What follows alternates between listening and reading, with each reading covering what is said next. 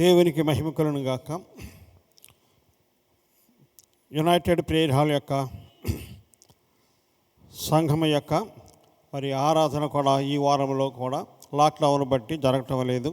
ఈ వీడియోని చూసి మీరు అందరూ కూడా ఫాలో అవ్వండి, చక్కని దీవెనలు పొందవలసిన కోరుతున్నాం. ప్రార్థన చేసుకుని ఈ కార్యక్రమంలో మనం ముందుకు సాగుదాం. ప్రార్థన. సకల ఆశీర్వాదములకు కారణభూతుడగు యేసురాజా, నీకు స్తుతులు స్తోత్రములు చెల్లించుచున్నాం ప్రభువా. ఈ ఆదివారం కూడా ప్రభువా తండ్రి, బిడ్డలందరూ ఇదిగో దేవా తండ్రి, నీ యొక్క వాక్యముని విని ప్రభువా తండ్రి ఆశీర్వాదం పొందే రీతిగా అందరూ కూడా మీరు ఆశీర్వదించండి. వినుచున్న బిడ్డలు దీవించండి ప్రభువా. పాల్గొన్న బిడ్డలు మీరు ఆశీర్వదించమని ప్రార్థిస్తున్నాం తండ్రి. ఇదిగో ప్రభు యొక్క సందేశం అంతలో నువ్వు తోడుగుండి పరిశుద్ధాత్మదేవుడా నీ ఆత్మతో నడిపించమని ప్రార్థిస్తున్నాం ప్రభువా. త్వరగా నీ మందిరంలో ఆరాధన చేసుకునే గొప్ప భాగ్యాన్ని దయచేయమని ప్రార్థిస్తున్నాం ప్రభువా. అలాగే ప్రభువా తండ్రి, నీవే మా మధ్య నుండి ప్రభువా ఈ యొక్క వాక్య పరిసరంలో సహాయం చేసి అనేక మందికి ప్రభువా రక్షణను నడిపించండి. రక్షించబడిన ఆత్మలు బలపరచమని ప్రార్థిస్తున్నాం తండ్రి. ఈ సందేశము ద్వారా ప్రతి ఒక్కొక్కరిని దర్శించి బహుగా మీరు దీవించమని ప్రభువును రక్షకుడును యేసు క్రీస్తు వారి పేరట వేడుకొనుచున్నాము తండ్రి. ఆమేన్. పాటలు విందాం. సంఘస్థులు వచ్చి చక్కగా పాట పాడవలసిందిగా వారిని ఆహ్వానిస్తూ ఉన్నాను. సుమధుర స్వరముల గానాలతో వేలాది దూతల గళములతో కొనియాడబడుచున్న నా యేసయ్యా, నీకే నా ఆరాధన. సుమధుర స్వరముల గానాలతో వేలాది దూతల గళములతో కొనియాడబడుచున్న నా యేసయ్యా, నీకే నా ఆరాధన. మహదానందమే నాలో పరవశమే నిన్ను స్తుతించిన ప్రతి క్షణం. మహదానందమే నాలో పరవశమే నిన్ను స్తుతించిన ప్రతి క్షణం. సుమధుర స్వరముల గానాలతో వేలాది దూతల గళములతో కొనియాడబడుచున్న నా యేసయ్యా, నీకే నా ఆరాధన.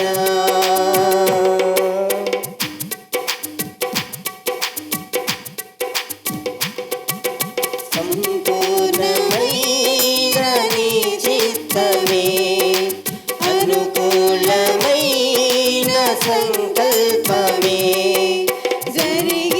జరిగించుచున్నావు నన్ను విడువగా. నా ధైర్యము నీవేగా. సంపూర్ణమైన నీ చిత్తమే అనుకూలమైన సంకల్పమే జరిగించుచున్నావు నన్ను విడువగా.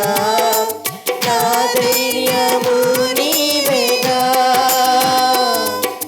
నీవే నీవే నా జయ గీతము, నీవే నీవే నా స్తుతి గీతము. నీవే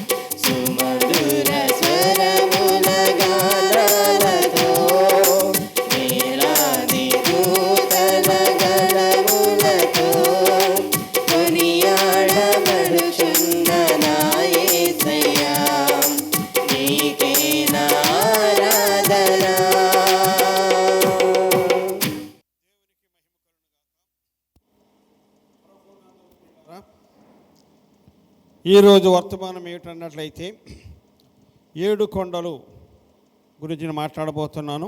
7 సంఘాలు, 7 కొండలు, 7 సంఘాలు అన్నమాట. కొండ సంఘానికి సాదృశ్యం. ఒక్కొక్క కొండ పాత నిబంధనలో కొండల గురించి రాయబడి ఉంది, నూతన నిబంధనలో సంఘాల గురించి రాయబడి ఉంది. 7 సంఘములను రాయబడి ఉంది. పాత నిబంధనలో 7 కొండలు.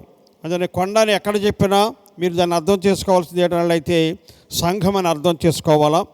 మొట్టమొదటి కొండ హోరేబు కొండ. నిర్గమకాండము 3వ అధ్యాయము 1వ వచనం చదువుకుందాం. మోషే మిద్యాను యాజకుడైన యిత్రో అను తన మామ మందను మేపుచు ఆ మందను అరణ్యము అవతలకు తోలుకొని దేవుని పర్వతమైన హోరేబుకు వచ్చెను. హోరేబు కొండ అన్నమాట. హోరేబుకు వచ్చిన రాయబడి ఉంది. హోరేబు కొండ అనేది మనం చూసినప్పుడు దేవుని కొండ అన్నమాట. అది దేవుని కొండ అంటున్నాం, దేవుడు మాట్లాడే కొండ. హోరేబు కొండ దగ్గరే దేవుడు మోషేతో మాట్లాడాడనమాట. మోషేతో ఒక పొద కాలిపోతుంది. ఈ చరిత్ర చాలామంది క్రైస్తవులకైతే తెలుసు. మోషే పొద కాలిపోతుంది కానీ అది అలాగే పచ్చగా కనపడుతుంది, మంట కనపడుతుంది కానీ అని ఒక అద్భుతంగా చూసి దగ్గరకు వస్తున్నాడు అనమాట. మోషే దగ్గరకు రావద్దు, ఇది పరిశుద్ధమైన స్థలమని దేవుడు మోషేతో మాట్లాడినటువంటి కొండ. అది ఈ కొండలో ఒక ప్రత్యేకత ఉంది. మోషే గురించి మనం చూసినట్లయితే ఒకానొకప్పుడు ఒక అతనిని హత్య చేశాడు. అటువంటి వ్యక్తిని ఈ కొండ దగ్గరికి వచ్చిన తర్వాత మోషేతో దేవుడు మాట్లాడిన తర్వాత అతను మహాభక్తుడిగా మారిపోయాడు. ఒక హంతకుడిని భక్తుడిగా మార్చిన కొండ ఈ యొక్క హోరేబు కొండ అని మనము గమనించవలసి ఉంది. హోరేబు కొండ గురించి ఇంకా చూసినట్లయితే మరి మానవుణ్ణి దర్శించే కొండ అన్నమాట. మోషేకు దర్శనమిచ్చిన కొండ, దేవుని చూసిన కొండ. దేవుడిని అదే మొట్టమొదటిసారి మోషే దేవుని చూస్తున్నట్టుగా మనం ఈ యొక్క లేఖనంలో రాయబడి ఉంది. అలాగే ప్రభువునందు ప్రియ సంఘస్థులారా, దేవుని మనం చూడాలంటే, దేవుడు మనతో మాట్లాడాలంటే నూతన నిబంధనలకు వెళ్ళిపోతే సంఘం దగ్గరికి రావాలా. సంఘంలో ఉంటే దేవుడు నీతో మాట్లాడతాడు వాక్యం ద్వారా. సంఘం దగ్గరికి వచ్చినప్పుడు ఇదిగో పరిశుద్ధమైన స్థలం అంటారు. అందరూ చెప్పులు బయట విడిచిపెట్టి లోనికి వస్తుంటారు. సంఘం అంటే ఒక పరిశుద్ధమైన స్థలమని, సంఘమనగా దేవుడు నీతో మాట్లాడే స్థలమని దీని యొక్క భావం అయింది. హోరేబు కొండ పాత నిబంధనలో ఉంటే మోషేతో మాట్లాడిన దేవుడు నూతన నిబంధనలో సంఘానికి వస్తే సంఘంలో నీతో దేవుడు మాట్లాడేటువంటిది మరి మనం చక్కగా గ్రహించాలా. దేవుడు దర్శనము ప్రత్యక్షత కలిగింది కొండ దగ్గర. హోరేబు కొండ దగ్గర మోషేకు దేవుని దర్శనం కలిగింది, దేవుని ప్రత్యక్షత కలిగింది. అలాగే నీవు కూడా దేవుని మందిరానికి వస్తే దేవుని యొక్క దర్శనం కలుగుతుంది, దేవుని యొక్క ప్రత్యక్షత నువ్వు చూడగలుగుతూ ఉంటావు. ఈ మోషే గురించి మనం చూసినప్పుడు మొత్తం ఏమైపోయిందంటే దేవుని యొక్క స్వరూపంలోకి మారిపోయాడు. 2వ పేతురు 1వ అధ్యాయము 4వ వచనంలో రాయబడి ఉందన్నమాట. ఆఖరి లైన్ నేను చెప్పేస్తున్నాను. దైవ స్వరూపంలోకి మనం మారాలని పౌలు రాస్తున్నాడు అన్నమాట. దైవ స్వరూపంలోనికి ఈ మోషే హంతకుడు అయినప్పటికీ ఒకసారి ఒక అతను చంపినప్పటికీ అతను ఏమయ్యాడంటే ఇప్పుడు దేవుని యొక్క స్వరూపంలోకి మారిపోయాడు. అంతా దేవుని స్వభావం వచ్చి మరి అనేక లక్షలాది ప్రజలను దేవుడు మరి రాజ్యమునకు అతను దేవుడు చూపించినటువంటి పాలు తేనెలు ప్రవహించే దేశానికి నడిపిస్తూ ఉన్నాడు. అలాగనే నిర్గమకాండము 3వ అధ్యాయము 12వ వచనంలో మాట రాయబడి ఉంది. చదువుకుందాం. ఆఖరి చదువుకుందాము. నిర్గమకాండం 3వ అధ్యాయము 12వ వచనంలో ఆఖరి మాట.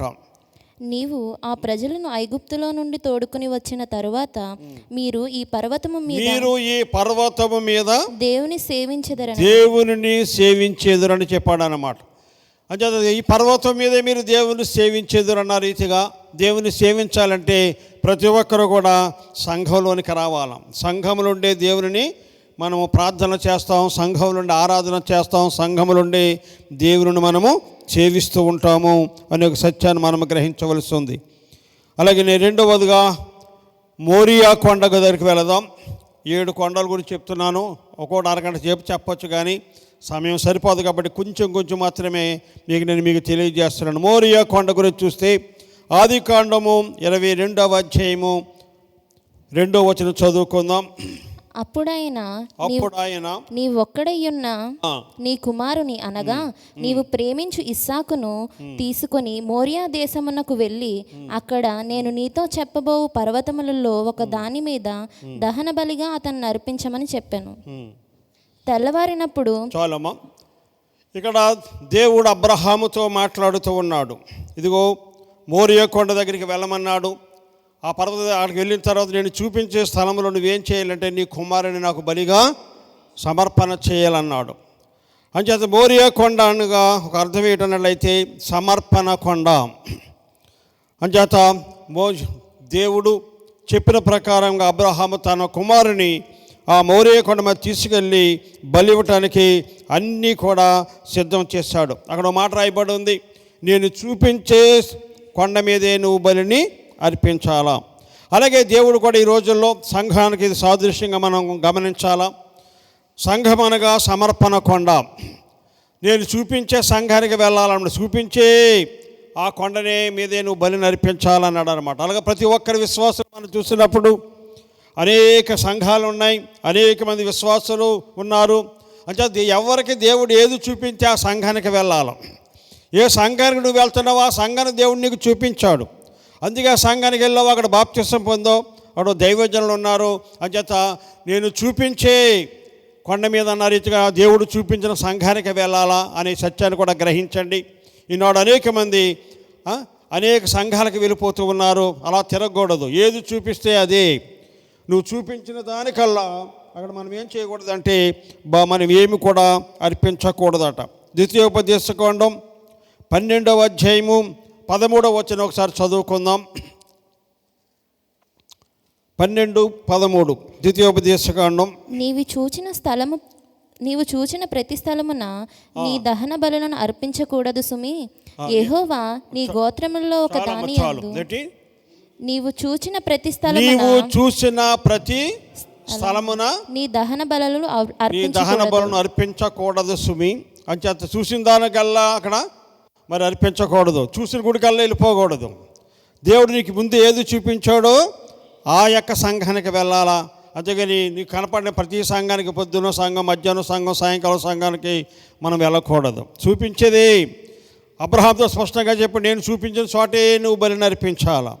ఆ రీతిగానే ప్రభువునందు ప్రియ సంఘస్థులారా, ప్రియమైన దేవుని జనాంగమా, దేవుడు మీకు ఏ సంఘాన్ని చూపిస్తే ఆ సంఘానికి వెళ్ళి మీరు చక్కగా వెళ్ళండి. అక్కడే ఉండి మీరు ఆరాధన చేయండి. ఆ దేవుడు దగ్గర మీరు సమర్పణ చేసుకోండి. ఈనాడు సమర్పణ లేని విశ్వాసులు ఎందరో ఉన్నారు కాబట్టి స్థిరం లేని వారిగా ఉంటున్నారు. అంటే ప్రతి ఒక్కరూ ఒక సమర్పణ చేయాలా. చక్కగా అబ్రహాము అనుకున్న రీతిగా దేవునికి సమర్పించేశాడంతే తన కుమారుని. అలాగే మరి 51వ కీర్తన కూడా చాలా మనం చదువుతుంటాం. దేవుడికి బలి కాదండి ఈ రోజుల్లో కావాల్సింది విరిగి నలిగిన హృదయమును అంటాడనమాట. నీకు ఇష్టమైనటువంటి బలి అంటాడనమాట. విరిగి నలిగిన మనసు, నీ హృదయాన్నే దేవునికి సమర్పించాలి. ఈ రోజుల్లో నీ మనసును, నీ జీవితాన్ని దేవునికి సమర్పించే దేవుడు మహా అద్భుతంగా నీ జీవితాన్ని మారుస్తాడు. మరి మోషే సమర్పించేసుకున్నాడు. అలాగనే తన జీవితాన్ని అనేకమైనటువంటి లక్షలాది ప్రజలు నడిపించే నాయకుడిగా దేవుడు అతను ఎన్నుకున్నాడు. అబ్రహాము సమర్పించాడు. మరి ఆయన విశ్వాసులందరికీ తండ్రిగా అతను దేవుడు ఎన్నుకున్నాడు. సమర్పించుకుంటే దేవుడు నిన్ను వాడుకుంటాడు. నువ్వు మంచి సమర్పణ చేసుకుంటే దేవుని మహిమార్థమై ఆ సంఘములో నిన్ను ఒక మంచి ప్రయోజకుడిగా నిన్ను నడిపిస్తాడు. ఆ సంఘంలో మంచి పరిచారకుడిగా దేవుని పిలుపు మేరకు నిన్ను దేవుడు నడిపిస్తాడు, వాడుకుంటాడనే ఒక సత్యాన్ని మీరు గ్రహించాలి. 3వదిగా ఆరారాతు కొండ అనే రాయబడి ఉంది. ఆదికాండము 8వ అధ్యాయము 4వ వచనం. ఆరారాతు కొండ అనేది 7వ నెల 17వ దినమున ఓడ ఆరారాతు కొండ మీద నిలిచెను. ఓడ ఆరారాతు కొండ మీద నిలిచేను రాయబడి ఉంది. ఇది నోవహు కాలంలో జరిగినటువంటి సంఘటన. దేవుడు నోవహుకు ప్రత్యక్షమై ఒక ఓడ తయారు చేయమన్నాడు. 40 రోజులు రాత్రి పగలు వర్షం వస్తుంది. అప్పుడు ఈ జనాలందరూ అందులోకి రప్పించండి అన్నాడు. ఆ తదుపరి మరి మీరందరూ రక్షణ పొందుతారని చెప్పాడు. ఆ రీతిగా దేవుని యొక్క మాట ప్రకారంగా నోవాహు యావత్తును చేశాడు. చక్కని వాడను తయారు చేశాడు. అలాగే దేవుడు చెప్పిన ప్రకారంగా ప్రతి జంతువు అందులోకి రావాలన్నాడు. అన్ని జంతువులు వచ్చాయి. ప్రతిదీ రెండుగా వచ్చినట్టుగా మనం చూస్తున్నాం. ఇది కూడా ఒక సంఘానికి సాదృశ్యంగా ఉందన్నమాట. దాన్ని రక్షణ వాడ అన్నాడు. ఇప్పుడు సంఘమే రక్షణ వాడ, సంఘమే రక్షణ వాడ. దైవజనుడు దేవుడు మాట్లాడాడు. అనేక మంది దైవజనుల సాక్షులు మనం వింటున్నాం. ఇదిగో ఒక సంఘమును కట్టమని దేవుడు మాట్లాడితే ఆ దైవజనుడు సంఘాన్ని కడుతున్నాడు. ఆ సంఘంలోకి అందరూ రావాల్సి ఉందన్నమాట. ఇక్కడ మనం చూస్తే ఈ యొక్క అన్ని జంతువులు కలిసి ఉన్నాయి ఆ యొక్క వాడలో. అలాగనే సంఘం అనగానే అన్ని జాతుల వారు వస్తారు. సంఘం అంటే అన్ని కులాల వారు వస్తారు, అన్ని ప్రాంతాల వారు వస్తుంటారు. అదే సంఘం అన్నాడు, కట్టమన్నాడు. చేత ఎవరైతే ఇలా కట్టబడతారో ఈ యొక్క వారు ఈ సంఘం గురించి మనం చూసినప్పుడు ఏం జరిగిందంటే నోవాహు యొక్క వాడన ఆరారాతు కొండ మీద నిలిచిపోయిందన్న. 40 రోజులు 40 పగలు కురిసినటువంటి వర్షానికి అన్ని ప్రపంచం అంతా సర్వనాశనం అయిపోయింది. కొండలన్నీ మునిగిపోయాయి, పర్వతాలు మునిగిపోయాయి. మరలా నీరంతా తగ్గిపోయినప్పటికీ ఆరారాతు కొండ మీద ఆ యొక్క వాడ అక్కడ ఆగి నిలిచిపోయినట్టుగా మనం చూస్తున్నాం. ఆ తర్వాత కిందకి దిగారు, వాళ్ళు కొత్త భూమిని మరలా చూశారన్నమాట. ఈ యొక్క ఆరారాతు కొండ గురించి చూసినప్పుడు కొత్త జన్మ అంటాం అన్నమాట. దీనిని ఎట్టి కొత్త జన్మ వచ్చింది. పాత గేవిలు ఇళ్ళన్నీ కొట్టుకుపోయినాయి, సృష్టి అంతా కొట్టుకుపోయింది, మనుషులు కొట్టుకుపోయారు. దేవుడు పిలుపు మేరకు వచ్చిన వారే క్రొత్త జన్మ చూసిన వారు అన్నమాట. అంటే అది క్రొత్త జన్మ అనేది మనం గమనించాలా. నూతన నిబంధనలో రాయబడి ఉంది.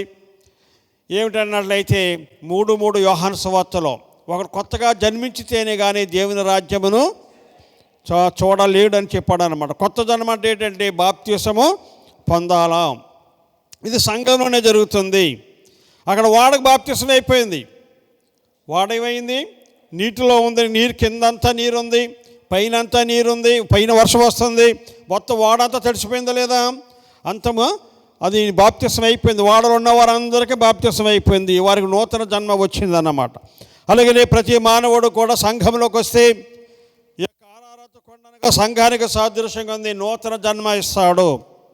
దేవుని మందిరానికి వచ్చిన వారే, దేవుని మందిరంలో ఉన్నవారే తర్వాత కూడా కొత్త రాజ్యం అనేటువంటి ఆ ప్రకటన గ్రంథం 21వ అధ్యాయం 1వ వచనంలో రాయబడి ఉంది. క్రొత్త 21 వచనం చదువుకుందాం.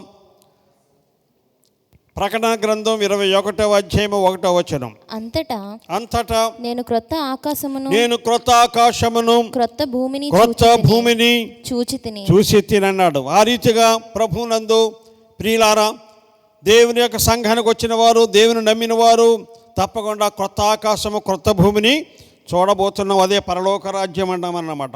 క్రొత్త స్థలం అన్నమాట అది. అంచేత ఆరారాతు కొండ అనగా క్రొత్త జన్మ వచ్చింది.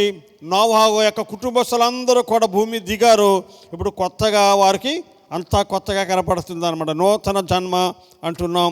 ఆ రీతిగా ప్రభువునందు పిల్లారా, దేవుని రాజ్యానికి వచ్చినట్లయితే మరి మనందరం కూడా తప్పకుండా కొత్త రాజ్యాన్ని మనము చూడగలుగుతుంటాం. దేవుని సన్నిధి ద్వారానే అది జరుగుతుంది. దేవుని యొక్క నోవాహు మాట విన్నవారే దానిలోనికి వచ్చిన వారే చూశారు. అలాగే సంఘంలోకి వచ్చి ఈ యొక్క దేవుని యొక్క మాటలను వింటే, ఈ మాట ప్రకారంగా నువ్వు జీవిస్తే తప్పకుండా కొత్త భూమి క్రొత్త ఆకాశం అని పరలోక రాజ్యాన్ని మనము చూడగలుగుతూ ఉంటాము. 4వదిగా సీనాయి కొండ. నిర్గమకాండము 24వ అధ్యాయము 15వ వచనం 16వ వచనం చదువుకుందాం. నిర్గమకాండం 24, 15, 16. సీనాయి కొండ. మోషే కొండ మీదకెక్కినప్పుడు ఆ మేఘము కొండను కమ్మెను. యెహోవా మహిమ సీనాయి కొండ మీద నిలిచెను. మేఘము 6 దినములు దాన్ని కమ్ముకొనెను. చాలమ్మ. అంటే మోషే కొండ మీద నిలిచాడు. ఆ కొండ పేరు సీనాయి కొండ అంటామన్నమాట. ఏ కొండది? సీనాయి కొండ. 15, 16, 17, 18 వచనాలు కూడా చెప్పే మాటలు ఉంటాయి. అంచేత ఆ సీనాయి కొండ మీదకి ఎలాగ వెళ్ళాడంటే ఆయన చక్కగా రాయబడి ఉందన్నమాట. మేఘం మీద వెళ్ళాడట. 18 వచనంలో రాయబడి ఉంది. మేఘం మీద నుండి సీనాయి కొండకి వెళ్ళాడు. అంత ఎత్తు కొండకి వెళ్ళాడు అన్నమాట. అయితే ప్రభువునందు ప్రియులారా, దీన్ని మనం గమనించినట్లయితే సీనాయి కొండ అనగా దేవుని కొండ అంటామన్నమాట. ఏంటది? దేవుని కొండ. సంఘం అనగా ఎవరిది? దేవునిది. సంఘం అనగా యేసుక్రీస్తు యొక్క శరీరము. సంఘం అనగా ఎవరిది? దేవునిది. అంచేత అక్కడ ఏమైందంటే మోషేకు 40 రోజులు అక్కడ నుండి ప్రార్థన చేస్తే దేవుడు ఏమి ఇచ్చాడంటే దేవుని యొక్క ఆజ్ఞలను రాతి పలక మీద ఇచ్చాడనమాట. దేవుని ఆజ్ఞలను ఇచ్చాడు. ఇది పట్టుకు వెళ్ళు, ప్రజలందరికీ ఆజ్ఞలు పాటించమని చెప్పిన రీతిగా ప్రభువునందు ప్రియ సంఘస్థులారా, నువ్వు దేవుని మందిరానికి వస్తే దేవుడు నీకు ఇచ్చేది దేవుని ఆజ్ఞలు, దేవుని యొక్క వాక్యము. వచ్చి అవన్నీ పట్టుకెళ్ళి నీ ఇంటి దగ్గర వరకు కూడా నువ్వు ఇవ్వవలసి ఉంది. నీ బంధువులకి నీ గ్రామస్తులు కూడా నువ్వు ఇవ్వవలసి ఉంది. అందరికీ ఆజ్ఞలు పాటించేవారుగా చేసే బాధ్యత నీది అన్నమాట, నీకు ఇస్తున్నాడు అన్నమాట. నువ్వు ఈ కొండ మీదకి వచ్చావు, కొండ అనే సంఘం మీదకి వచ్చావు కనుక ఇక్కడికి వచ్చిన వారికి ఎవరైనా సరే దేవుని మందిరం ఎవరు వెళ్ళినా దేవుని సన్నిధికి అక్కడ దైవజనుల ద్వారా దేవుడు ఇచ్చేది అంటే దేవుని యొక్క ఆజ్ఞలు, దేవుని యొక్క వాక్యము. అంచేత దేవుని యొక్క సీనాయి కొండలో దేవుని యొక్క ఆజ్ఞలు సంపాదించాడు మోషే. అటు రీతిగా నీవు నేను కూడా దేవుని మందిరానికి వచ్చిన తర్వాత నువ్వు సంపాదించవలసింది, దేవుడి దగ్గర నుంచి నువ్వు పట్టుకెళ్ళవలసింది ఏంటంటే దేవుని వాక్యములు. వాక్యమే నీలో కార్యసిద్ధి కలగదు. నీలో కార్యం జరగాలంటే వాక్యం నువ్వు పట్టుకెళ్ళాల. వాక్యమే బాధలో నెమ్మది కలగజేసేది వాక్యమే. కాబట్టి ఆ మోషే కూడా ఆ రీతిగా సీనాయి కొండ మీద నుంచే దేవుని యొక్క ఆలోచనలు, దేవుని ఆజ్ఞలు, దేవుని పద్ధతులు పట్టుకొని కిందకు వచ్చాడన్నమాట. అలాగే నువ్వు కూడా అన్ని పట్టుకుని వెళితే గొప్ప ఆశీర్వాదాలు, గొప్ప దీవెనలు నువ్వు పొందగలుగుతూ ఉంటావు. అలాగే తర్వాత 5వది కర్మేలు పర్వతము. కర్మేలు పర్వతము. పర్వతం అంటే కొండకంట పెద్దదే. అయితే ఇక్కడ 1వ రాజుల గ్రంథము 18వ అధ్యాయము, 1వ రాజులు 18వ అధ్యాయము 20వ వచనం చదువుకుందాం. ఆహాబు ఇశ్రాయేలు వారందరి యొద్దకు దూతను పంపి ప్రవక్తలు కర్మేలు పర్వతమునకు సమకూర్చెను. ఏలియా జనులందరి దగ్గరకు వచ్చి, ఎన్నాళ్ళు మట్టుకు మీరు 2 తలంపుల మధ్య తడబడుచుందురు? Praise the lord. ప్రభువునందు పిల్లలు అక్కడ రాయబడింది కర్మేలు పర్వతం గురించి అక్కడ రాయబడి ఉంది. కర్మేలు యొక్క పర్వతం మీద ఏమని రాయబడిందంటే, ఎంతకాలము 2 తలంపుల మధ్య మీరు తడబడుచుందురు. పర్వతం అనగా కొండ అనగా సంఘమునకు సాదృశ్యం అని చెప్పాం. ఇక్కడ ఈ కొండ దగ్గర ఏంటన్నట్లయితే ఆ రోజుల్లో మరి మనం చూసినప్పుడు 2 తలంపుల మధ్యన తడబడుతున్నారట. ఏంటి 2 తలంపులు అంటే, ఒకటి బయలుదేవుడా లేక యెహోవా దేవుడా. దేవుడి దగ్గర 2 ఉన్నాయన్నమాట. ఒకరు బయలుదేవుడు అంటున్నాం, ఒకరు యెహోవా దేవుడు అన్నారన్నమాట. ఎంతకాలం ఇలా ఉంటారు? రండి ఈరోజు ఏదో ఒకటి మనం నిర్ణయం తీసుకుందాం. ఈరోజు ఏదో ఒకటి తేల్చుకోవాలనికి ఏలియా వచ్చాడు దేవుని పక్షమున దైవజనుడిగా. అలాగే అక్కడ 450 మంది బయలు ప్రవక్తలు ఉన్నారట. ఏలియా ప్రవక్తే, దేవుని ప్రవక్త, మిగతా వారందరూ ఎంతమంది? 450 మంది బయలు ప్రవక్తలు ఉన్నారు. కానీ ఇలాగ ఒక దాని గురించి చెప్తే అరగంట చెప్పొచ్చు అన్నమాట. కానీ సింపుల్గా చెప్తున్నాను, 2 మాటలు అంతే నేను. అయితే ఇక్కడ సరే అన్నారు. మొట్టమొదట ఏలియా ఏం చేశాడంటే వారికే సమయం ఇచ్చాడనమాట, వారికే ఛాన్స్ ఇచ్చాడు. ముందు మీరు చూడండి అన్నాడు. 450 మంది అక్కడ ఎన్నో చేశారు కానీ అక్కడ వాళ్ళ దేవుడు దిగి రాలేదు. ఎంతకాలం ప్రజలందరూ ఉన్నారు, చుట్టూ ప్రజలందరూ ఉన్నారు. ఓ ప్రజలారా, ఈరోజు మీరు నిజమైన దేవుడు తెలుసుకోవాలా, అటో ఇటో ఈరోజు మీరు నిర్ణయించుకోవాలని ఏలియా సవాల్ చేశాడన్నమాట. అప్పుడు వాళ్ళందరూ ఎంత చేసినా ఏం ఉపయోగం లేనప్పుడు అది పెద్ద చరిత్ర. అక్కడ ఏలియా తర్వాత అన్నాడు, సరే మీ సమయం అయిపోయింది, నేను తీసుకుంటానని చెప్పి అక్కడ ఎద్దును వధించి కట్టెల మీద పెట్టి యెహోవా పేరట ప్రార్థన చేసిన వెంటనే దేవుని యొక్క అగ్ని దిగి వచ్చి అక్కడ దానిని దహించి వేసింది. వెంటనే వారందరూ యెహోవాయే దేవుడు, యెహోవాయే దేవుడు అనుకుని వారందరూ కూడా మరి ఎంతగానో దేవుని స్తుతించినట్టుగా కనపడుతుంది. యెహోవాయే దేవుడు అని ఒక నిర్ణయం తీసేసుకున్నారన్నమాట. అలాగనే ప్రియ సంఘస్థులారా, సంఘం గురించి సాదృశ్యంగా ఉంది. ఈనాడు సంఘానికి వస్తున్నారు, అనేక మంది సంఘానికి వచ్చి సంఘంలో కూడా ఏం చేస్తున్నారంటే 2 విధాలుగా ఉంటున్న వారు ఉన్నారు.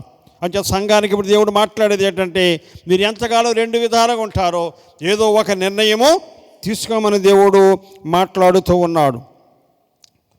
ఒకటి మనం చూసినట్లయితే అక్కడ ఆ రోజుల్లో అయితే మనం చూసినప్పుడు బయలుదేవత అంటున్నారు. పాపం అంటే ఈనాడు కూడా సంఘంలో బుస్స కొడుతుందన్నమాట. పాపం ఏమవుతుందట, బుస్స కొడు. సంఘానికి వస్తున్నారు కానీ పాపంలో ఉన్నవారు చాలామంది ఉంటున్నారు. సంఘాల్లో పెత్తనాలు, గొప్పతనాలు, ఆధిక్యతలు, అలాగే నా చెయ్యే పైన ఉండాలనికని సంఘాల్లో 2-3 అలాగా వర్గాలుగా ఉంటూ మరి చాలామంది అవి చూపించేవారిగా ఉంటున్నారు. విధేయత, దేవుని యొక్క మరి విషయంగా మరి వినయము, భక్తి, విశ్వాసంలో కాదు కానీ సంఘాల్లో ఏ సంఘానికి వెళ్ళిపోండి, అనేక సంఘాల్లో ఇవన్నీ బుస్సకొడతాయి. అందరికి ఆధిక్యతలు కావాల్సి వస్తుంది అన్నమాట. అందరూ గొప్పగా కావాల్సి వస్తుంది. అందరూ మేమంటే మేము అని అందరూ కూడా ఇవే కోరుకుంటున్నారు. కానీ వినయ విధేయతలు కోరుకునే వారు చాలా అరుదుగా ఉంటున్నారు. అంటే ఎంతకాలం నువ్వు అలా ఉంటావు అని దేవుడి దినాన్ని వాక్యం ద్వారా మాట్లాడుతూ ఉన్నాడు. బయలుదేవుడా, యెహోవా దేవుడు అంటే వారందరూ ఒక నిర్ణయంలోకి వచ్చేస్తారు. ఈనాడు కూడా అలాగ లేకుండా ఒక నిర్ణయంలోకి రావాలని దేవుడు మీతో మాట్లాడుతూ ఉన్నాడు. ఇది మీ వాక్య ప్రకారం చూడాలనుకుంటే ప్రకటన గ్రంథం 3వ అధ్యాయంలోకి వెళదాం. 15వ వచనం, నీ క్రియలను 3:15. నీ క్రియలను నేను ఎరుగుదును, నీవు చల్లగానైనను వెచ్చగానైనను లేవు, నీవు చల్లగానైనను వెచ్చగానైనను ఉండినా మేలు. ప్రభువునందు ప్రియ సంఘస్థులారా గమనించండి. చల్లగా లేవు, వెచ్చగా లేవు అంటాడు అన్నమాట. చల్లగానే ఉండండి, వెచ్చగానే ఉండండి, ఇటైనా ఉండండి, అటైనా ఉండండి. ఇటు దేవుని దగ్గరికి వస్తూ ఉంటే మళ్ళీ అన్యాచారంగా చేస్తూ ఉంటాం. ఇలాగ అందరికి తెలిసిన విషయాలు ఇవన్నీ కూడా. అలా ఉండకూడదు. నులివెచ్చని స్థితిలో ఉన్నాం, అటు ఉండలేదు, ఇటు ఉండలేదు. అంచేత ఏదో ఒక నిర్ణయం తీసుకోండి దేవునిలో, అప్పుడు దేవుడు దీవిస్తాడు. 2 తలంపులు కలిగింది కర్మేలు పర్వతం జరుగుతున్నటువంటి సంఘటన మనం చూస్తున్నాం. ఈనాడు సంఘాల్లో కూడా కర్మేలు పర్వతంలాగే 2 తలంపుల మధ్యన అందరూ ఉంటున్నారు, 2 విధాలుగా ఉంటున్నారు. అందుకే పౌలు అంటాడు, ప్రభువునందు స్థిరులై ఉండమని సెలవిస్తూ ఉంటాడు. అనేక మంది చూసినప్పుడు 2 సంఘాల మధ్య తడబడుతున్న వారు చాలామంది ఉన్నారట. 2 సంఘాల మధ్య, పొద్దున సంఘం, సాయంకాలం సంఘం. 2 పాస్టర్ల మధ్య తడబడుతున్నవారు చాలామంది ఉన్నారట.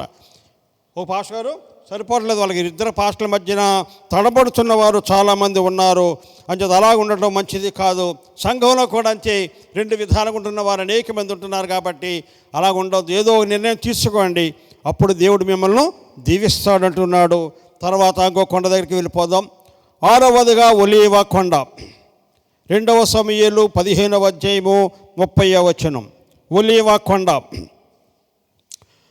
ఒలీవ కొండ గురించి మనకు తెలుసు, నూతన నిబంధనలో కూడా ఉంటుంది. శ్రేష్టమైన కొండ అంటున్నాం.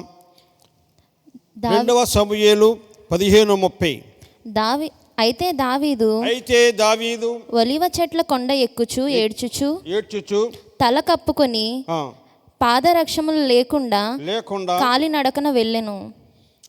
అతని యొద్ద నున్న జనులందరూ తలలు కప్పుకొని ఏడ్చుచు కొండ ఎక్కిరి. దేవునికి స్తోత్రం, హల్లెలూయా. అంటే దావీదంట ఒలీవ చెట్లు ఉన్న కొండకి ఎక్కుతున్నాడు. ఒలీవ కొండ, ఏ కొండది? ఒలీవ కొండకి వెళ్తున్నాడు అన్నమాట. ఒలీవ కొండ అంటే సంఘమునకు సాదృశ్యంగా ఉంది.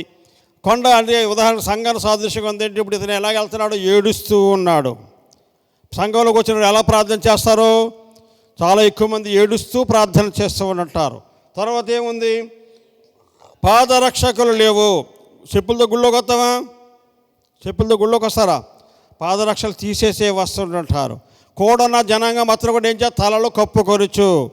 మీ ఇద్దరు ఇప్పుడు ఏం చేస్తున్నారు? ఆడవాళ్ళు తలలు కప్పుకున్నారా లేదా? ముసుగేసుకుంటున్నామా లేదా?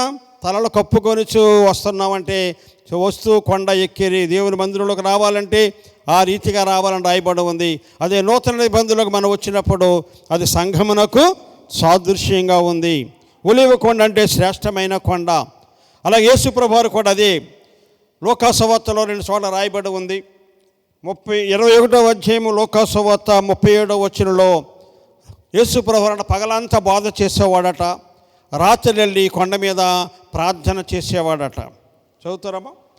ఆయన ప్రతిదినము పగటియందు దేవాలయములో బోధించుచు రాత్రివేళ ఒలీవల కొండకు వెళ్ళుచు కాలము గడుపుచుండెను. చాలు. తీయద్దు కానీ లోకసువార్త 6వ అధ్యాయము 12వ వచనంలో రాయబడి ఉంది. అక్కడ ప్రార్థన కొండ మీద అంటే తెల్లవారులు ఏం చేస్తున్నారు, వారు ప్రార్థన చేయించి ఉండిన 6:12 రాయబడి ఉంది. అంచేత ప్రభువునందు ప్రియ సంఘమా, దేవుని మందిరంలో ఇటునట్లయితే ఈ రీతిగా ఇప్పుడు అదే మనం చూడాలా. పగలంతా స్వార్థకి వెళ్తుంటారు పాస్టర్ గారులు కూడా, మీరందరూ కూడా రాత్రి మరి దేవుని మందిరం వచ్చి ప్రార్థనలు చేస్తున్నాం. ఇందులో ప్రత్యేకత కనపడుతుంది. రాత్రి అంతా ప్రార్థన అంటే దాన్ని ఇంగ్లీష్లో ఏమంటున్నారు మన వాళ్ళు, ఆల్ నైట్ ప్రేయర్ అంటున్నారు అన్నమాట. ఏ ప్రార్థన అది? రాత్రి అంతా ప్రార్థన, ఆల్ నైట్ ప్రేయర్ చేస్తున్నారా లేదా? ప్రతి సంఘంలో నెలకు ఒక రోజున పెట్టుకున్నారు ఒక్కొక్క సంఘం. రాత్రంతా ప్రార్థన, యేసు ప్రభు అనుభవాలు, సంఘం అనుభవం, రాత్రంతా ఆల్ నైట్ ప్రేయర్ ప్రార్థన అంటున్నాం. అంటే సంఘానికి సాదృశ్యంగా ఉంది. యేసు ప్రభువు కూడా చేసి చూపించారు రాత్రంతా ప్రార్థన. అంచేత సంఘం అంటే మరి ఈ రీతిగా ప్రతి కొండ గురించి చక్కగా వ్రాయబడినటువంటి మంచి మాటలు మనం చూస్తున్నాం. 7వ కొండ కనాను కొండ. 7వ కొండ కనాను కొండ. చూడండి, సంఖ్యాకాండం 13వ అధ్యాయము 17వ వచనం. మోషే కానాను దేశంను సంచరించి చూచుటకు వారిని పంపినప్పుడు వారితో ఇట్లనెను, మీరు ధైర్యము తెచ్చుకొని దాని దక్షిణ దిక్కున ప్రవేశించి ఆ కొండ ఎక్కి ఆ దేశం ఎట్టిదో, దానిలో నివసించు జనము బలము గలదో బలగము లేనిదో, కొంచెమైనదో విస్తారమైనదో, వారు నివసించు భూమి ఎట్టిదో అది మంచిదో చెడ్డదో, వారు నివసించే పట్టణములు ఎట్టివో, వారు గుడారములలో నివసించుదురో కోటలలో నివసించుదురో, ఆ భూమి సారమైనదో నిస్సారమైనదో, దానిలో చెట్లున్నవో లేవో కనిపెట్టవలెను. ప్రైజ్ ది లార్డ్, హల్లెలూయా.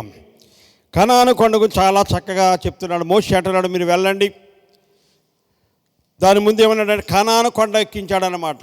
కనాను కొండ రాయబడి ఉంది. కనాను దేశంలో ఉన్నారు, కొండ ఎక్కి అన్నాడు. కొండ ఎక్కింతో చూపిస్తున్నాడు అనమాట. ఇక్కడ గమనిస్తే కొండ ఎక్కి వీళ్ళందరికీ చూపిస్తున్నాడు. అదిగో పాలు తేనెలు ప్రవహించే దేశం కనపడుతుంది.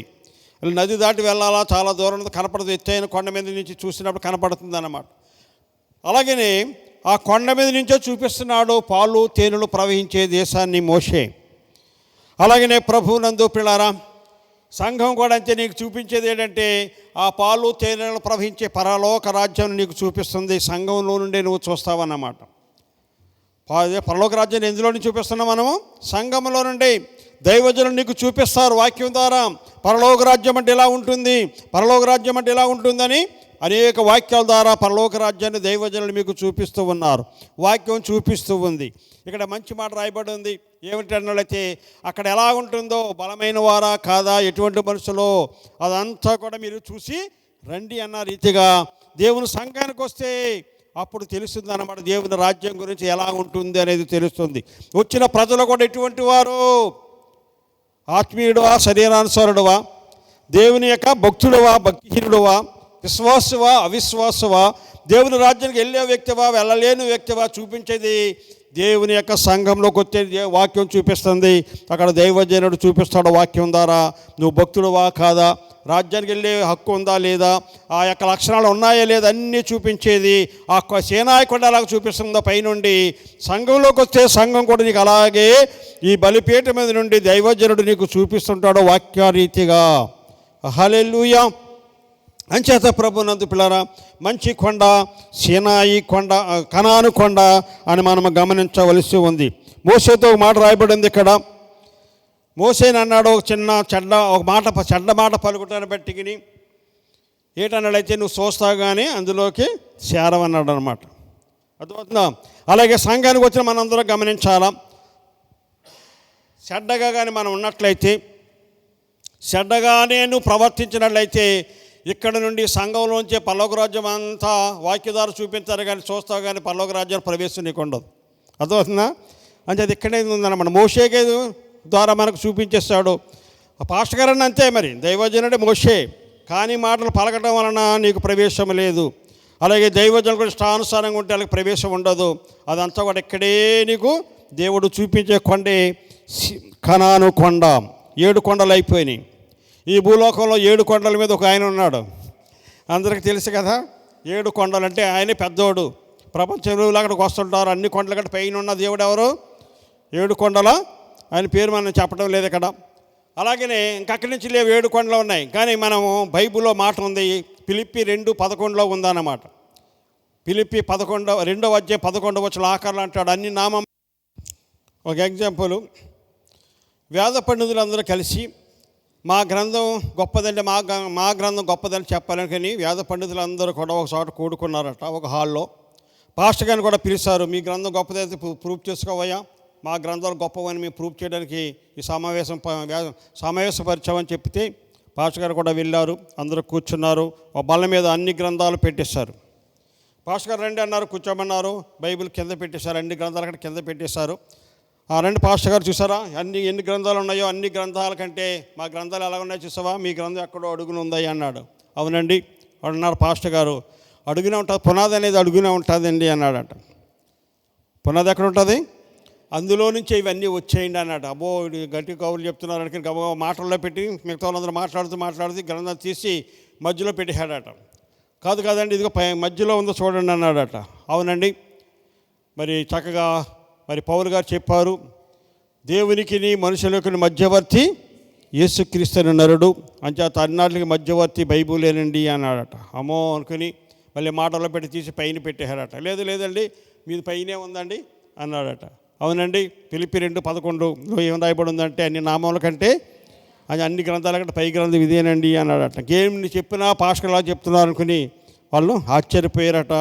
అలాగనే అన్ని నామాల కంటే పై నామం మన దేవుని యొక్క నామము. 7 కొండలు కాదు, ఇప్పుడు 9 కొండలు అన్నాను కదా. ఇప్పుడు 8వ కొండ మనం చూస్తే క్రొత్త నిబంధనలో రూపాంతరపు కొండ అంటున్నాం అన్నమాట. మత్తయి సువార్త 17వ అధ్యాయం 1వ వచనం చదువుకుంటూ రాయబడి ఉంది.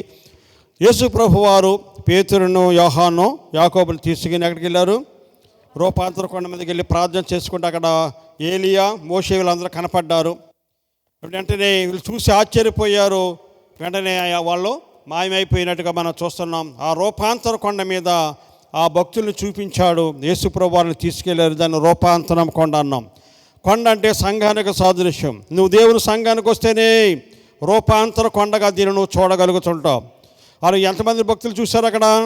2 ఏలియా ఎవరెవరు ప్రవక్తలు 2 చూపించాడు అన్నమాట. అయితే ప్రభు నందు పిల్లారా, కానీ నువ్వు దేవుని యొక్క మందిరానికి వస్తే ఇంకా ఎక్కువ భక్తులు, బోల్డ్ మంది భక్తులు బైబిల్లో పాస్టర్ గారు చూపిస్తుంటారు మీకు. దేవుని మందిరంలో అనేక భక్తులు మీకు చూపించబడుతుంటారు అన్నమాట. చాలామంది ప్రవక్తలు చూపించబడుతుంటారు. అనేక మంది భక్తులన్నీ చూపించబడేది దేవుని మహిమతో నువ్వు ఇక్కడ చూడగలిగింది ఏంటంటే సంఘంలోనే. అందుకే సంఘాన్ని ఏమన్నాడంటే రూపాంతరము కొండ అన్నాడు అన్నమాట. ఎవరు భక్తులు కాదు, యోబు భక్తుడు కదా, అబ్రహాం భక్తుడు కదా, దానియేలు భక్తుడు కదా. ఒక్కొక్కరు వచ్చినప్పుడు ఇలాగ ఒక్కొక్కరి గురించి ఏం చేస్తుంటారు, మనకు చూపిస్తూ ఉంటుంటారు లేఖనాల ప్రకారంగా.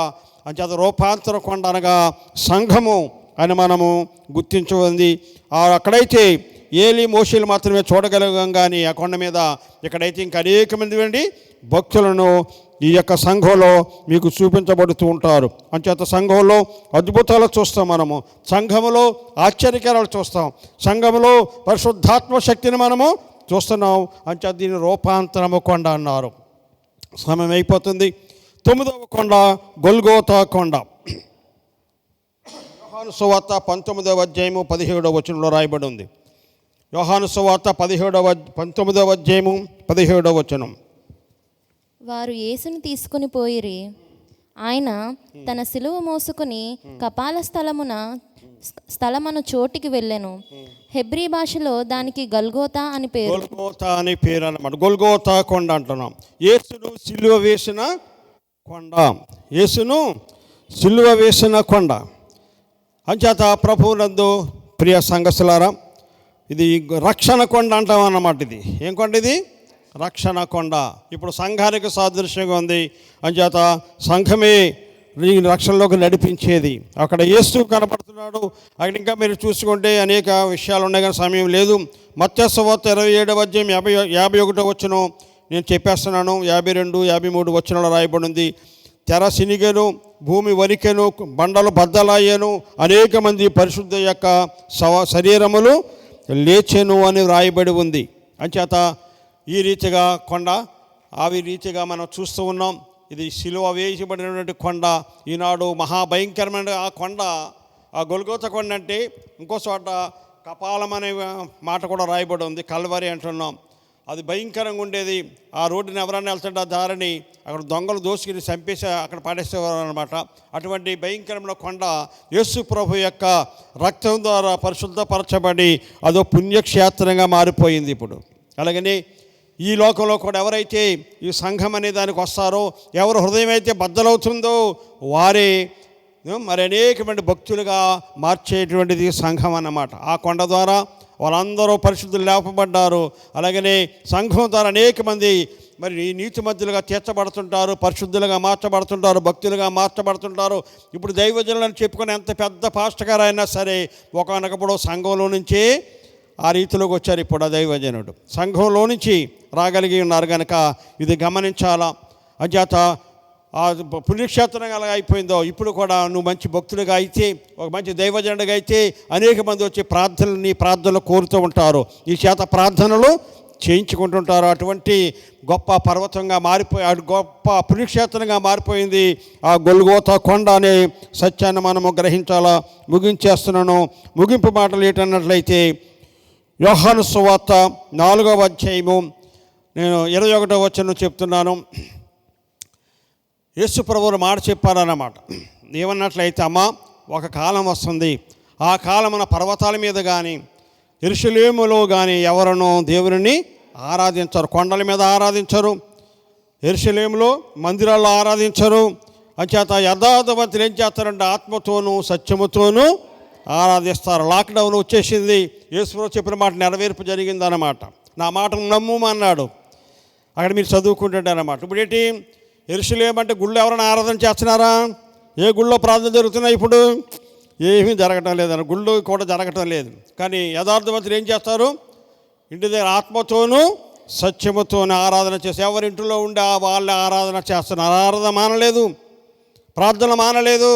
ఎవరింటిలో ఉండి వారే ఆరాధన చేస్తున్నారు. యథార్థవంతులందరూ కూడా ఆత్మతోనూ సత్యముతోనూ చేస్తారు. కొండల మీద చేయరు, సంఘాల్లోనూ చేయటం లేదు. ఇప్పుడు ఎక్కడ చేస్తున్నారంటే వారిలో ఆత్మ ఉంది కనుక వారి ఇంటిలో నుండి ఆత్మతోనూ సత్యముతోనూ ఆరాధన చేస్తున్నారు. ఈ లాక్డౌన్ వలన ఈ మాట నెరవేర్పు జరిగింది అనిపించింది నాకు. అంచేత గమనించండి. ముగించేస్తున్నాను. ప్రభునందు పిల్లారా, 121వ కీర్తన 1వ వచనం అంటాడు దావీదు, కొండల తట్టు నా కన్నులు ఎత్తుచున్నాను అని అంటాడు అనమాట. ఎక్కడ ఎత్తుతున్నాడు సార్? కొండల తట్టు నా కన్నులు ఎత్తుచున్నాను. ఇప్పుడు ఎక్కడో కొండలకి వెళ్ళిపోయి మరి ఏమ కొండకి వెళ్ళి అక్కడికి వెళ్ళి కొండల తట్టు ఎత్తకూడదు. ఇప్పుడు మనందరం సంఘం తట్టు మన కన్నులు ఎత్తాలా. దేని తట్టు ఎత్తాలి? మనము సంఘము తట్టు మన కన్నులు ఎత్తితే సంఘం ద్వారా దేవుడు సహాయం చేస్తాడు. సంఘం ప్రార్థన ద్వారా మనకు సహాయం కలుగుతుంది. పేతురు విడుదల ఎక్కడ కలిగింది? సంఘం ఆసక్తితో ప్రార్థన చేసినప్పుడు విడుదల కలిగింది. అంచేత గమనించండి. అనేక మంది గుడి మానేసి తిరుగుతున్న వాళ్ళారా, మీరు కూడా ఈ మాట జ్ఞాపకం చేసుకోండి. భూమి గుండ్రంగా ఉంది, తిరిగి బయలుదేరి అంత తిరిగినట్టు ఎక్కడికి రావాలి? మళ్ళీ అక్కడికే రావాలన్నమాట. ఏ సంఘస్థులన్నా దైవజనుల మీద కోపంతో ఇంకో దాంట్లో మానేస్తే తిరిగి మళ్ళీ వారు ఎక్కడికి వెళ్ళాలంటే అదే సంఘంలోకి వెళ్ళాలా, ఏదో సంఘంలోకి వెళ్ళాలన్నమాట. అంచేత ఈ సత్యాన్ని గ్రహించండి. చక్కగా మీ సంఘాలకు మీరు వెళ్ళండి. చక్కగా 7 కొండలంటే 7 సంఘాలకు సాదృశ్యమైన రీతిగా సంఘానికి సాదృశ్యంగా పోల్చి నేను చెప్పాను. మరి చేత కాబట్టి గమనించి ఇప్పుడు కొండలు లేవు, నూతన అభివృద్ధిలోకి చెందిన సంఘాలే కట్టబడ్డాయి. దేవుడు 7 సంఘాలకి ఉత్తరాలు రాస్తాడు. అంచేత ప్రియమైన సంఘమా, మీరు ఆత్మతో సత్యంతో ఆరాధన చేయాలని మనవి చేస్తూ ఈ కొద్ది మాటలు ముగించుచున్నాను. దేవుడు మిమ్మల్ని పరలోక రాజ్యం నడిపించునుగాక. ఆమేన్. ప్రార్థన. దయామయుడా, ప్రేమమయుడా, నీకు వందనాలు చెల్లిస్తున్నా ప్రభువా. 7 కొండలున్న ప్రభు, 7 సంఘాలన్న రీతిగా ప్రభా తండ్రి ప్రకటన గ్రంథంలో 7 సంఘాలతో మాట్లాడిన మా దేవుడా నీకు స్తోత్రాలు. ఇప్పుడు సమస్తము సంఘంలోనే ఉంది ప్రభువా. ప్రతి ఒక్కరూ ప్రభా తండ్రి సంఘంలోనికి రావాలని మాట్లాడావు ప్రభా తండ్రి. అలాగనే యేసయ్యా, ఇదిగో ప్రభువా తండ్రి ప్రతి ఒక్కరు ఇంటి దగ్గర ఆరాధన చేస్తున్నారు ప్రభువా. త్వరలో ఇదిగో ప్రభా నీ మందిరంలోకి వచ్చి ఆరాధన చేసుకునే గొప్ప భాగ్యాన్ని దయచేయమని, ఇదిగో ప్రతి ఒక్కొక్కరిని దర్శించి దీవించమని ప్రభువా. సంఘ బిడ్డలందరినీ పేరు మీరు జ్ఞాపకం చేసుకోమని ప్రభువా. అలాగే మా దేశంలోనూ ప్రభా ప్రపంచమంతా కూడా జ్ఞాపకం చేసుకొని ఈ కరోనా వ్యాధిని బంధించే ప్రభువా నీ నెమ్మదిని శాంతిని సమాధానం అనుగ్రహింపచేయమని ప్రార్థిస్తున్నాం. ప్రత్యేకం ఇదిగో మా యొక్క సంఘాలు కూడా మీరు జ్ఞాపకం చేసుకునే ప్రభువా. నీవే ప్రభు అందరికీ తోడుగుండి నీ కాపుదల నుంచి నీ నడుపుదలలో ప్రభువా ఇదిగో మంచి సంఘముగా నీ రాకడలు ఎత్తబడే సంఘముగా మమ్మల్ని అందరూ కూడా నడిపించమని నీకు అప్పగించుకుంటూ ప్రభువును రక్షకుడును యేసు క్రీస్తు వారి పేరట వేడుకొనుచున్నాము తండ్రి. ఆమేన్. మన తండ్రి అయిన దేవుని ప్రేమ, ప్రభువైన యేసుక్రీస్తు యొక్క కృప, పరిశుద్ధాత్మక ఆదరణ, ఆశీర్వాదములు కూడి వచ్చిన మనందరికను, ప్రత్యేకముగా సంఘ సహవాసమునకును, అలాగే నీ ప్రపంచమంతటికును సదా తోడై నడిపించునుగాక. ఆమేన్.